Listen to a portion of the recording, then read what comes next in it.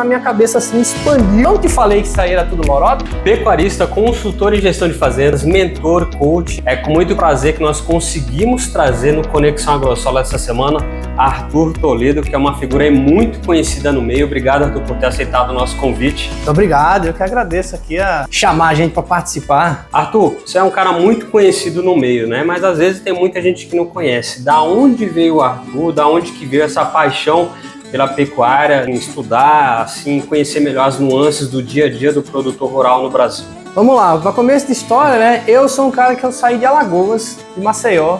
Eu cresci na praia e eu não tinha nenhum envolvimento com agro. Apesar da história da minha família, meu avô ser pecuarista, plantador de cana, e vários tios, tem uns 3 tios que são agrônomos, então tem uma correlação ali. Minha mãe trabalhou em usina, mas como engenheira de segurança. Mas eu nunca fui um cara que vi agronegócio como um futuro para mim, assim, não tinha essa vivência. E aí eu vim para São Paulo com 19 anos e, por acaso, eu conheci uma moça, comecei a namorar com ela e o pai dela tinha fazenda no interior de São Paulo. E aí eu sempre gostei de fazenda, de vir andar de cavalo, mas eu, né, não me envolvia no negócio, né? Mas quando eu me casei, aí a turma começou a apertar, né? Falou, pai, você não quer vir ajudar aqui, não quer vir conhecer um pouco mais? Começou a me chamar para, vou comprar um gado de tal lugar. Até então você não conhecia nada? Não, sabia zero, sabia nada. Só sabia que era boi porque andava sem roupa, né? Se tivesse de roupa, talvez confundisse, né? E aí comecei a andar com ele e a entender o negócio. Então a primeira vez que eu fui comprar um gado com ele, que aí fui saber, eu vou comprar aqui uma vaca, na época, né? 2015. Vou comprar aqui uma vaca parida, vou pagar R$1.800 nessa vaca aqui, vou levar para lá. Vaca parida? Por que você vai comprar uma vaca com bezerro no pé? Que negócio não faz sentido, né? E vou levar lá e aí, se tudo der certo, eu vou desmamar esses bezerros daqui a uns 6 meses, vou botar a vaca para engordar e vou mandar pro frigorífico. Cara, que negócio é esse? Mas daí, na semana seguinte, ele arrumou um vizinho que se interessou nas vacas e ele pediu R$200 a mais por cabeça e vendeu as vacas tudo pro cara. Em 100 vacas, né? Deu 20 mil conto de um dia pro outro. Assim, eu falei, caramba, bicho, esse negócio dá dinheiro, né? E, óbvio, né? É faturamento isso, né? Então, falei, pô, esse negócio é interessante, né? E aí comecei a entender um pouco mais, né? Então, mas como é que é essa lógica? E aí ele teve muita paciência de me explicar. E aí eu comecei a me interessar, a fazer curso, a estudar. E aí ele me convidou a começar a investir com ele. Ó, se você tiver um dinheiro aí meio parado, você não quer aqui, eu pego aqui o dinheiro com você, a gente compra um lote junto. E depois a gente vai vendo, vai vendendo aqui, eu vou te dando dinheiro, não vou te cobrar nada, né? Você tem negócio melhor do que esse, né?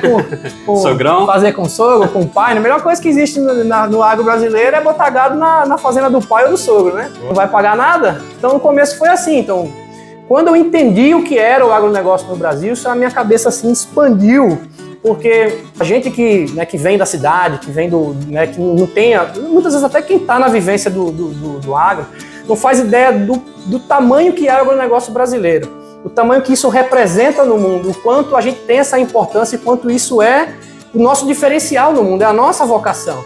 E a gente fica muito ali pensando, né, eu mesmo, né, pensava muito aquelas carreiras corporativas, mundo corporativo, multinacionais e tal, e quando você enxerga que a gente tem um negócio muito poderoso na mão. Então aí que eu aprendi, né, que aí você vai andando na estrada, e aí você vai vendo que onde você aponta a vista, você está vendo eucalipto, cana, laranja, limão, café, nada é assim, não é nada, é alguma coisa aquilo dali, ou pelo menos deveria ser, né? No mínimo é um pastinho meio abandonado, mas tem lá um gadinho, uma vaca, alguma coisa tem. E isso é o que está no Brasil inteiro, né? Então, isso me motivou muito a entender e cada vez mais que eu fui entendendo e participando e estando mais ativo no negócio, de um momento para outro eu praticamente me mudei para dentro da fazenda e virei o gerente da operação. Dali para frente, nunca mais foi a mesma coisa, né? Então já tem muitos anos que eu não moro mais, né, em São Paulo, na capital, que vim para o interior, vim morar em Bauru, porque as fazendas são aqui perto. E disso foi evoluindo a ponto que eu comecei a produzir conteúdo na internet. O pessoal gostou de mostrar o dia a dia, de discutir, de falar sobre as coisas da produção. E isso foi evoluindo até o ponto que hoje eu estou trabalhando também com consultoria, né? Consultoria, mentoria, coaching, que é preparar a gestão, né, a organização de uma fazenda como uma empresa. Essa já seria a próxima pergunta. Explica para o pessoal mais ou menos essa base, essa linha que Hoje em dia, muita gente, quando tem uma fazenda, às vezes está em família ali, eles batem muita cabeça para ver o que é aquilo, o que o outro faz. Muita gente não entra em consenso. É aí que eles chamam você para ir organizar. Qual é o cara que procura, né, o trabalho que eu faço? Normalmente é alguém que está com uma informalidade muito grande naquilo que ele faz. Então normalmente ele não tem número de lucro, se você perguntar para o cara qual o lucro desse ano, ele não vai saber dizer. Ele não vai ter números sobre faturamento, sobre receita, é só uma conta ali de que, ó, eu sei que esse ano eu vendi muito ou vendi pouco, o preço subiu é bom, o preço caiu é ruim. Ele acha que a arroba subiu, então fechou, tá tudo ok? É só isso que ele vê, né? Então ele não faz a conta para saber realmente o lucro do negócio, o que realmente ele tem de rentabilidade, do dinheiro que ele tem investido naquilo versus o quanto de fato ele tem de lucro, né? Então, essas pequenas contas ali a pessoa não faz. E a consequência disso é que normalmente a gente acaba atuando muito nas questões familiares. Por quê? Mas toda fazenda tem família envolvida, né? É pai, avô, filho, tio, irmão, sogra, todo mundo envolvido no negócio. E essa informalidade cria muitos problemas. Então você tem um que entende do negócio, sabe de tudo, é o que é responsável, é o que compra, é o que vende, e que ele sabe do negócio, mas o irmão dele, o filho, o tio, o pai, a avó, às vezes não sabe. E eles têm dificuldade de trazer uma pessoa de fora para ajudar também, né? Sim, e principalmente porque dentro, quando gera esse questionamento, isso gera um problema pessoal. Então assim, ó, nunca ninguém me perguntou nada, por que agora estão me questionando? Não confiam em mim? Né? Então tem uma questão ali interna entre a família que essa informalidade cria, né? Esse vácuo ali que é preenchido por problemas, né? E aí o pessoal procura a gente e a gente passa a organizar a fazenda da família como uma empresa. Então, se você tem uma empresa, você tem sócios que trabalham na empresa, sócios que não trabalham na empresa, você tem funcionários da empresa que são da família, você tem funcionários da empresa que não são da família, tem gente que recebe salário, tem gente que não recebe salário, mas recebe participação de lucro. Tem um organograma colocando a hierarquia de quem responde para quem cobra de quem está em qual função, para não ter sobreposição de funções. Então a gente organiza isso como qualquer outro negócio. Eu garanto que aqui na AgroSolo deve ter um organograma, deve ter um planejamento, deve ter cargo, função, deve ter, né, uma série de regras que faz uma empresa funcionar. E na fazenda não pode ser diferente, tem que ser a mesma coisa. Eu já vi você comentando que você gosta muito de conversar com pessoas mais velhas, antigas, porque você aprende muito com essas pessoas e você também faz o intermédio com as pessoas novas que estão saindo da faculdade, estão com sangue no olho. Fala um pouquinho mais sobre esse assunto. Esse é um ponto muito importante, que é o que a gente chama do choque da geração, né? Choque de gerações. Então é comum o pessoal que tem fazenda na família e desde cedo pega ali aquele que tem mais um pouco de aptidão, de vocação pelo assunto. Fulano aqui vai fazer agronomia, vai fazer veterinária, zootecnia, que é o cara que vai tomar conta disso aqui no futuro, né? E aí chega esse futuro, um dia chega o futuro, né? E aí o cara foi estudar, o cara foi fazer um curso, né, altamente tecnificado, e quando o cara se forma, ou pelo menos está no caminho de se formar, o jovem, né, ele volta cheio de ideia. Ele volta vendo que na fazenda do pai dele ou do avô dele, eles estão com a lotação de 0,8 A por hectare. Ou sei lá, o cara está com menos de uma cabeça por alqueire. E aí ele fala, gente, mas isso aqui não pode, isso aqui não tem como dar dinheiro. Ele faz uma conta lá rápido e fala assim, pai, dá para colocar 4 vezes mais ou 5 vezes mais animais do que tem aqui nessa mesma área.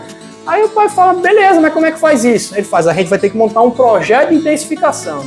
Aí vem o problema, porque ele vem com uma ideia que fala assim, você vai ter que comprar não sei quantos rolos de arame, fazer não sei quantos mil metros de cerca, vamos colocar coxo, vamos colocar distribuição, vamos colocar uma fábrica de ração. Aí vem com uma continha assim, uns 500 mil reais pro pai dele. Precisa investir isso daqui.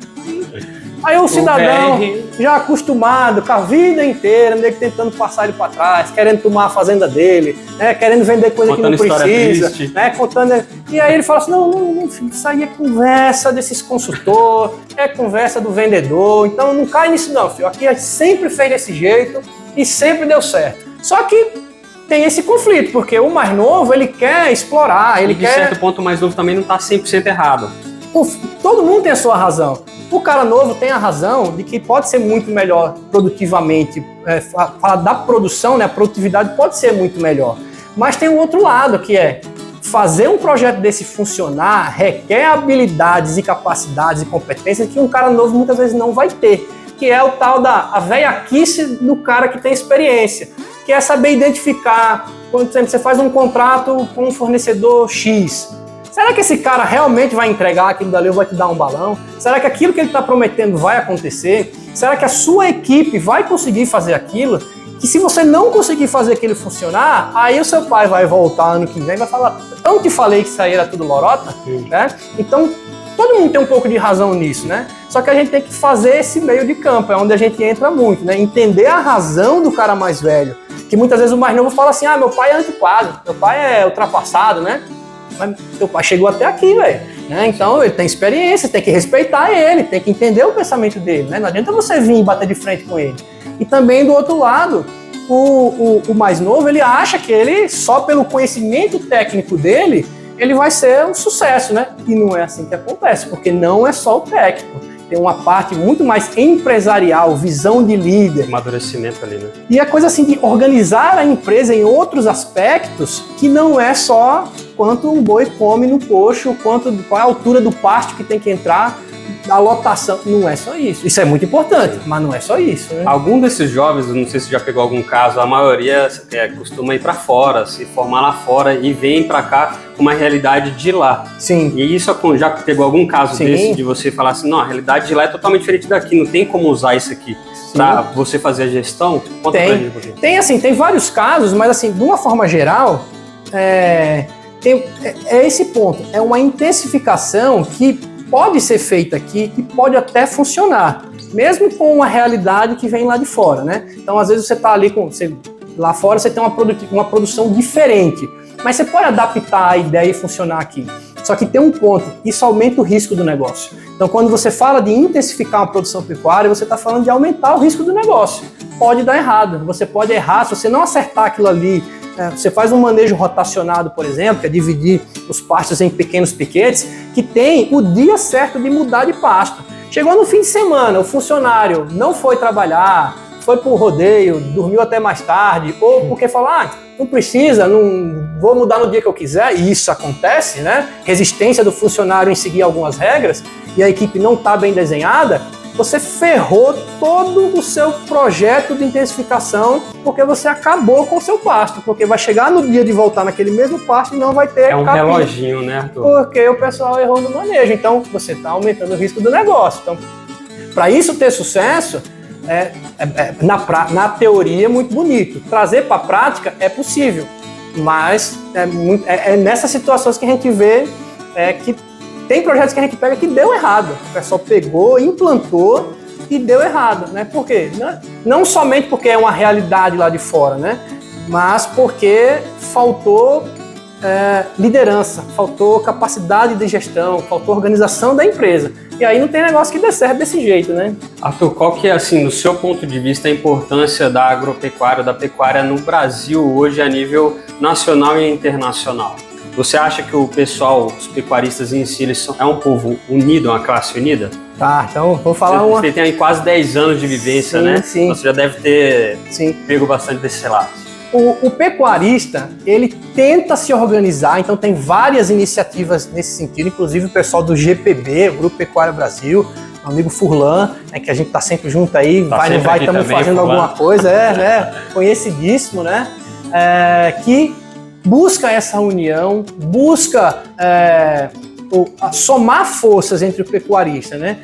E é um grupo que hoje é relativamente grande, o Grupo Pecuária Brasil, né? Mas quando você olha a pecuária do Brasil inteiro, ainda é muito solta, ainda é meio cada um por si, ainda... Isso é dividido por estados? Você consegue enxergar assim? Eu acho que é meio geral, viu? Acho que é meio geral. O pessoal ainda acaba tendo aquela coisa assim, meio de guardar o segredo, assim, que isso? Tipo assim, meio que se eu ajudar aquele cara, pode ser que eu esteja me prejudicando para ajudar ele. Então ele não entende que muitas vezes que se todo mundo melhora, né, o negócio melhora, a pecuária melhora, né? Então ainda tem aquela coisa antiga de achar que não tem que se juntar, né, que cada um tem que resolver o seu problema. Mas isso tem mudado com iniciativas como essa do GPB, é uma delas, né? E eu acho que é a principal que tem no Brasil hoje. Tem outras, mas, né, puxando a sardinha não para os nossos amigos, mas é um negócio muito robusto que tem hoje, né?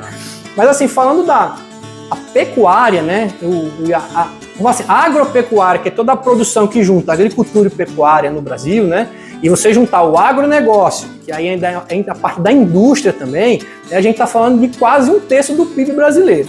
Então é um número muito expressivo. A gente está falando de mais de 20% dos empregos que são gerados no Brasil. Então é muito expressivo. E ainda 20%, ou mais ou menos 20% dos impostos ou dos tributos que são arrecadados no Brasil vem do agronegócio.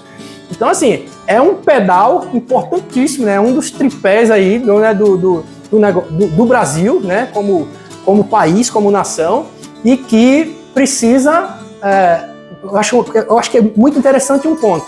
Apesar de todo esse número que eu estou falando, o Brasil ainda tem níveis de excelência maravilhosos que não perde para nenhum lugar do mundo. A gente dá show em vários aspectos em qualquer produtor rural de qualquer lugar do mundo, tanto na agricultura quanto na pecuária.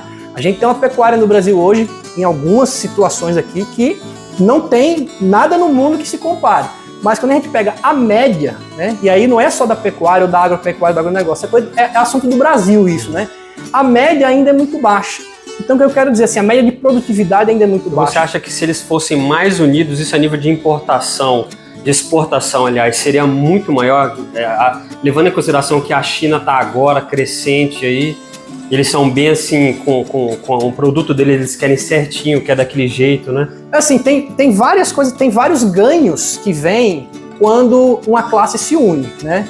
Então, o ganho que vem, ele vem a gente melhora a nossa produtividade, a gente tem mais arrobas por hectare sendo produzida, a gente tem mais lucro por arroba que a gente vende, mais lucro por hectare, né? Então a gente consegue fazer um negócio muito mais robusto. E quando eu falo assim que a média é baixa, o que eu quero dizer é que é uma oportunidade isso.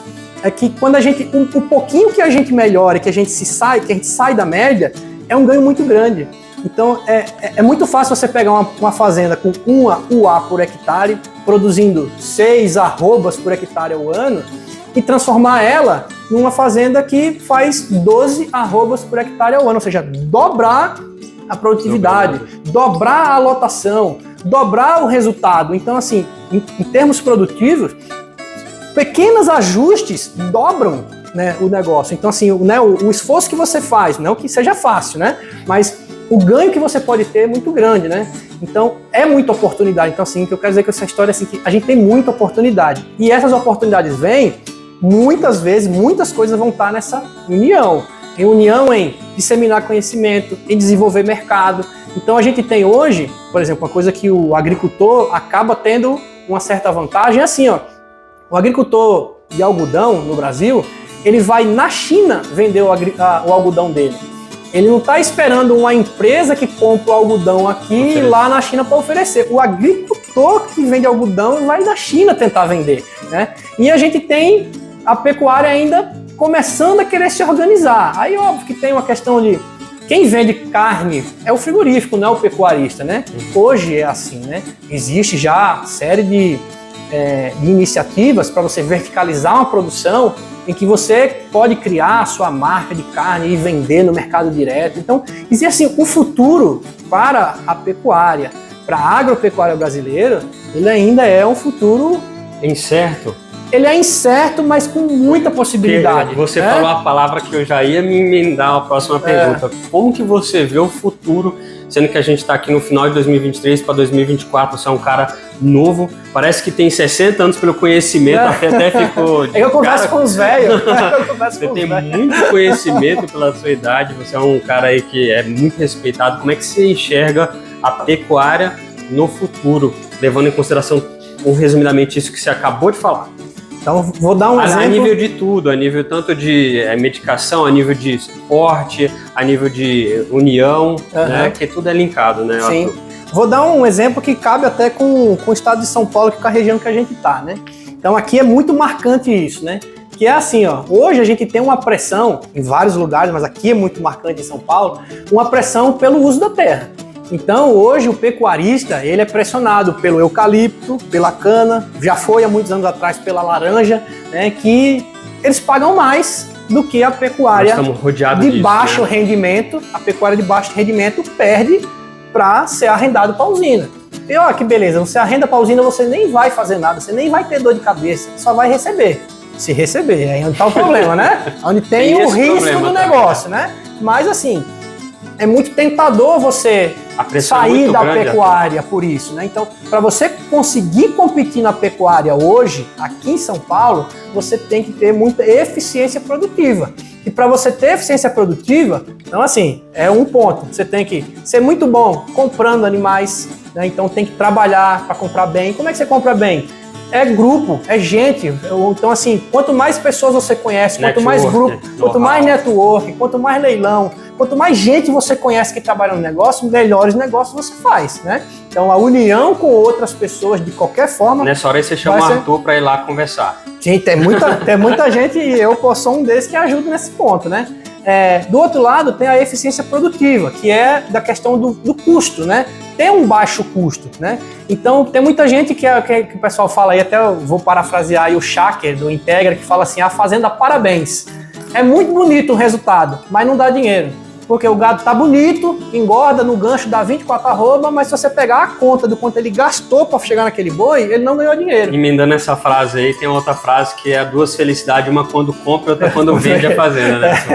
Também, Fala aí. Mas justamente pro cara que não tem resultado financeiro, né, é um problema a fazenda, né? E aí a felicidade dele vai ser quando vender, na verdade vai ser dos filhos dele, né? Porque o cara mais velho, ele segura, né? Ele vai, ele resiste. Aí os filhos vendem, pega o dinheiro e vai ser feliz. Sem emoção nenhuma. Vai ser feliz em outro lugar, né? E essa questão da eficiência produtiva tem a ver com os custos, e os custos têm a ver com o profissionalismo e muitas vezes com comprar os insumos. E aí vem a coletividade. Você ter formas de fazer melhor negócio na compra do milho, na compra do mineral, na compra do medicamento, tem um ganho ali, né, da sua produção, em que você consegue ter um resultado melhor, né, ter mais resultado com um custo reduzido. Esse é o ideal. Se você gastar demais, não adianta você produzir maravilhosamente bem o boi bonito, mas se essa conta não fechar, não tem negócio que resiste se você não ganha dinheiro, né? E o outro ponto é a comercialização, é a ponta disso daí, é vender os animais, né? Então hoje, cada vez mais, o conhecimento que vem com o pessoal do GPB, que tem iniciativas de trazer o conhecimento, por exemplo, do balizador de preços. Qual é o preço da arroba hoje no estado de São Paulo, né? Então isso foi uma iniciativa que começou no GPB há algum tempo atrás, dos próprios pecuaristas informando o preço que vendeu um gado.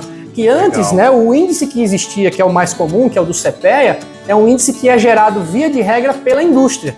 Então o pecuarista meio que ele não confia muito naquilo ali. Ele fala assim, é a indústria que fala, eles colocam o preço para baixo, né? Não bate com a realidade, né? Então é discutível, né, o mérito do que eles fazem lá. Mas o GPB iniciou isso daí e os próprios pecuaristas informando os negócios que são feitos. E hoje em dia você tem isso em tempo real. Hoje eu entro aqui. Hoje o índice que começou com o GPB, depois evoluiu com o pessoal do Datagro, hoje já existe uma série de instituições que usam essa informação para tomar decisão. Se eu vou vender, se eu não vou, que preço que eu posso pagar. Então esse ganho, né, de informação, de como que você negocia melhor um contrato, uma venda dos seus animais, e assim, ó, a venda dos seus animais é o final de tudo. É onde você pode ou ficar feliz ou estragar tudo que você fez. Você comprou bem, produziu com eficiência e ferrou na hora de vender, fez um péssimo negócio, né? Vendeu porque estava precisando, apertado. Então, quanto mais você tiver amigos na área que possam te orientar, que possam te dar uma ajuda, que possam te dar informação, melhor vai ser o resultado. E voltando só para fechar o loop da história, né? Tem essa coisa aqui em São Paulo a gente é pressionado pela agricultura. Sim. E não é só aqui em São Paulo, no Mato Grosso, é pressionado pela soja, no Goiás, no Maranhão. Todo lugar que a agricultura vai avançando, a pecuária... Aqui em Bauru, principalmente, né? Aqui na região, aqui vem uma chuva de eucalipto aqui na região nos últimos anos, né? Você vai sendo pressionado. Então, o cara que tem baixa eficiência, ruim de serviço, vamos falar assim, ele sai fora. Ele vai ser expulso do negócio. Aquele cara que tem 200 vaquinhas lá, ele chamando o Arthur, ele consegue sair, ficar e permanecer sem ser pressionado? Pressionado ele vai ser. Ele vai ser. Mas aí ele vai conseguir defender isso daí, né? Uma das coisas que a gente defende é isso aqui, ó. Faz sentido você continuar com esse negócio? Não tem uma estratégia, é a história da minha família, é a minha paixão, eu gosto disso daqui, mas vamos achar uma forma da gente viabilizar esse negócio para que você possa ter uma rentabilidade interessante, pagar suas contas, sobrar dinheiro para você poder investir no negócio. Então muitas vezes o que acaba acontecendo? Pelo preço da terra e pela pressão dos outros negócios, faz sentido você arrendar uma parte da terra para a agricultura e intensificar a outra. Então você tanto intensifica a pastagem como, por exemplo, montar um confinamento. Entendi. São Paulo é um estado de confinadores, né? Você monta vários confinamentos, grandes confinamentos, pequenos, médios confinamentos, porque tem o benefício de estar perto da indústria que compra os animais prontos, né? Então tem que fazer assim um planejamento estratégico. Qual é a força que a gente tem, os pontos positivos, as oportunidades, quais são os pontos negativos, quais são as ameaças. Então pensar de forma estratégica para que não seja só uma decisão emocional. O preço do boi desabou, tá ruim demais, eu vou sair do negócio. Então, que empresário que é esse? Que na hora que sobe, beleza, na hora que desce, não quero mais, né? Pecuária, agronegócio é um negócio de longo prazo. Você tem que pensar no horizonte de 10 anos, pelo menos, né? Eu anotei até uma pergunta aqui, Arthur, vou até falar para você. Como um pecuarista ou produtor rural precisa se planejar no ano manejo de pastos, estiagem, administração e gestão da fazenda? Então, vou resumir vou resumir uma ideia só, né? Então começa com assim, primeiro, a gente tem que planejar é prévio. Então a gente tem que pensar nas coisas antes de fazer para poder ter as estratégias. Porque uma coisa que o produtor rural é muito acostumado a fazer é não planejar. Então ele acaba só apagando incêndio. Ele vai fazendo, ele tem uma ideia, assim, o planejamento é assim, eu quero fazer tal coisa. Mas essa falta de planejamento, desculpa te cortar, Sim. É por causa da geração? É uma coisa cultural. É uma coisa cultural isso daí. Porque normalmente vem o da pessoal ideia mais novo vem mais planejado. Mas também tem um pensamento mais, tem um pessoal mais novo também que é mais informal também, porque vem do cultural, sempre foi assim. Daí eles até tentam fazer um negócio, mas como não tem o conhecimento, às vezes acaba, né, sendo mais informal. Mas a ideia é essa, assim, que se você planejar e buscar as pessoas que podem te ajudar nesse planejamento, então forragem, então meu planejamento forrageiro, qual é o mês que chove normalmente, os meses que não chove, que lotação que eu vou ter nesses pastos nesses meses para eu não faltar pasto, porque a pior coisa que existe na pecuária é o cara sem pasto, precisando vender o gado e o preço desabou, aí ferrou, filho. Aí é vender, amargar o prejuízo e vai botar a culpa em quem? Em São Pedro que não choveu, né? Então não tem o que fazer. Então se você planejar, esse só falando só da produção, e tem o outro lado, que é você planejar a sua gestão, aí até uma coisa bem específica, por exemplo, financeiro. Tem a época do ano que você não tem o recurso, porque você gastou investindo nisso, porque você gastou com aquilo, e você só vende numa certa época. E você só vai ter dinheiro nessa época, e nessa época a outra não. Então você previamente se planeja para isso. Ou tirando a linha de crédito, ou fazendo um contrato antecipado, ou então, esse investimento que a gente ia fazer esse ano, não vamos fazer, porque senão vamos ficar sem caixa. Então essa visão de gestão de caixa, de investimentos, de financiamentos, é uma visão profissional de gestão, que aí faz com que você é o responsável por conduzir o negócio, e não o negócio conduzir a sua vida, que não tenho tempo para nada, não tenho dinheiro para nada, estou sempre apagando incêndio. Isso aí é segredo para o fracasso do negócio de fazenda, né? Arthur, hoje, então, basicamente você é muito chamado para apagar incêndio, né? Então fala mais aí, para quem quiser saber mais aí, para onde te chamar, como te chamar, em que você é mais solicitado para o pessoal aí souber mais um pouquinho de onde você age. Então, vamos lá, muito bem. Hoje, né, já desde 2018 que eu tenho um trabalho que eu comecei em paralelo e foi crescendo muito mais, que é da Trato Consultoria, que o Daniel Pagotto, que já tem muitos anos aí no mercado, aí, me convidou para a gente começar esse trabalho, e que tem muito esse viés, é profissionalizar uma fazenda que os donos é uma família, né? Uma família tem uma fazenda, e aquela a fazenda informal, cheia de desafios, e que principalmente por ser informal está tendo problemas familiares. Então vem a questão do, eu tô ficando velho, meus filhos não vêm aqui, não me ajudam, e eu não sei o que vai acontecer. Ou então, quando acontece de o pai ou a mãe falecer e os filhos, que é médico, advogado, não tem vocação para o negócio, ou tem um que está no negócio e os outros não estão. E agora, o que é que a gente faz? Como é que a gente organiza? Como que eu vou dizer para o cara que tem sua carreira lá em outra empresa, em outro lugar, que agora ele vai vir para a fazenda, se eu nem sei se isso dá dinheiro, nem sei como isso vai dinheiro, como que vai tirar dinheiro disso daqui. Então a gente organiza essa questão da governança familiar, que é criar regra, criar números, estatística, planejamento, para que a fazenda seja conduzida da forma mais previsível possível. Então tem um orçamento do ano, a gente já sabe quanto vai custar, provavelmente. A gente tem uma organização de estrutura, de gestão de pessoas, quem são os líderes, como são as equipes, como que vai funcionar o trabalho. E aí vem para questões mais até jurídicas, vamos falar assim em algum momento, né? Então a gente discute uma criação de holding patrimonial, se faz sentido ou não isso daí para proteger a questão do patrimônio quando for para transição. Tem aí eficiência fiscal, eficiência sucessória, enfim, tem uma série de fatores. Mas pega muito forte na questão da família, no fim das contas, né? Porque no final de tudo, né? Para que a gente faz o que a gente faz, né? Por que alguém que passa a vida inteira sol a sol, trabalhando, muitas vezes o cara tem uma fazenda aqui em São Paulo, tem outra no Mato Grosso, que está há 30 anos lá trabalhando, né? Sofrendo bastante para gerar aqui. Hoje tem um patrimônio relevante, tem toda uma história familiar, e aí, para que isso, né? Isso é porque ele quer garantir a vida dos filhos, ele quer uma vida melhor para os filhos dele, né? E se ele não se organizar, muitas vezes ele acaba largando uma bomba na mão dos filhos. E isso acontece, né? Porque é um negócio cheio de enrosco, cheio de problema, que, né, por questões aí trabalhista, ambiental, lugar que não tem título de propriedade, então, e fora os conflitos familiares.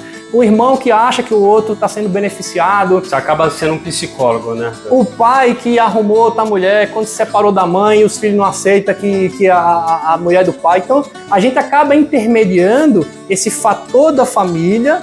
Como é que a gente encaixa esse pessoal como sócio de uma empresa para decidir o plano dessa empresa, as pessoas que vão trabalhar, como isso vai ser remunerado.